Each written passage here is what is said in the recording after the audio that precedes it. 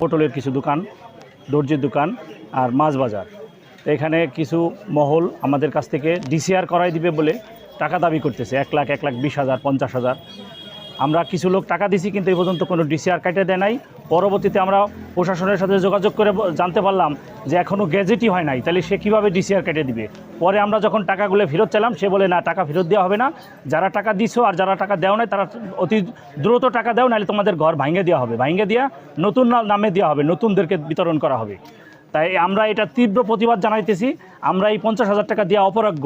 এখানে কিছু অসহায় দরিদ্র গরিব মানুষ খেটে খাইতেছে, দোকান করে জীবিকা নির্বাহ করতেছে। আমরা এত টাকা দিতে পারবো না। সরকারের কাছে আমাদের আবেদন যে সঠিক যে মূল্য, সেই টাকা দিয়ে যেন আমাদেরকে ডিসিআর করে দেওয়া হয়।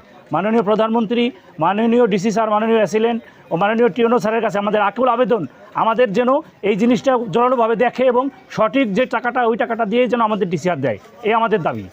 ফরিদপুর জেলা ভাঙ্গা উপজেলা তুজারপুর ইউনিয়ন উঁচা বাজার। এই বাজারে আমরা এলাকার আশেপাশে হতদরিদ্র অসহায় কিছু মানুষ এখানে দীর্ঘদিন যাবৎ দোকানপাট করে ব্যবসা বাণিজ্য করে আসতেছি। অসহায় লোক, এখানে কাঁচামাল, সেলুনের দোকান, নিম্নমানের একদম অসহায় লোক, লোন করে কিস্তি করে কিছু লোকজন আমরা এখানে দোকান করি। আমরা দোকান করলে এখানে আমাদেরকে ডিসিআর কাটার জন্য, সরকারি অনুমোদন নেওয়ার জন্য আমাদের কাছে একটা দরখাস্ত আসে। আমরা সেই দরখাস্ত অনুযায়ী অ্যাসিলেন্ট অফিসে যোগাযোগ করলে তারা আমাদের কাছে কাগজপত্র জমা দিতে বলে।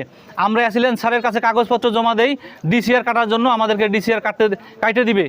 কিন্তু অ্যাসিলেন্ট স্যারে আমাদের কাগজপত্র নিয়ে বলে, আপনাদেরকে পরবর্তীতে বলবো, পরবর্তীতে ডাকলে আপনারা যোগাযোগ করবেন। পরবর্তীতে অ্যাসিলেন্ট স্যার ডাকার আগেই তৃতীয় একটা পক্ষ সুবিধাভোগী, এরা বলে আমরা টিওনো স্যারের সাথে যোগাযোগ করে আসছি, 50,000 করে টাকা সর্বনিম্ন দিতে হবে। 50,000 করে টাকা না দিলে আপনাদের ডিসিআর কার্ডে দেওয়া হবে না এবং আপনাদের দোকানপাট ভেকু দিয়ে ভেঙে দেওয়া হবে। এই ভেকুর ভয় দেখাই আতঙ্ক সৃষ্টি করে মানুষের কাছ থেকে 40-50 জন দোকানদারের কাছ থেকে 50,000 করে টাকা জোর জবরদস্ত করে নিছে। কিন্তু আমরা দোকানদাররা অসহায় অপারক, আমরা 50,000 করে টাকা দিতে অসহায়ত্ব প্রকাশ করছি। আমরা মাননীয় প্রধানমন্ত্রী সহ টিওনো স্যার এবং অ্যাসিলেন্ট স্যার সহ আমরা এমপি মহোদয় সহ সবার কাছে দৃষ্টি আকর্ষণ করছি। আমরা এখানে অসহায় দরিদ্র মানুষ দোকানপাট করে জীবিকা নির্বাহ করি। এই 50,000 টাকা দিতে আমরা অপারক, আমরা দিতে পারতেছি না। আমাদেরকে সরকারি যে নির্ধারিত রেট আছে সর্বনিম্ন, সেই রেট অনুযায়ী আমাদেরকে ডিসিআর দিবেন। আর যারা যারা 50,000 করে টাকা নিছে, এই টাকাগুলো আমরা ফেরত চাই। সরকারি যে নির্ধারিত রেট আছে সেই রেট অনুযায়ী আমরা টাকা দিব, আমরা ডিসিআর কাটবো।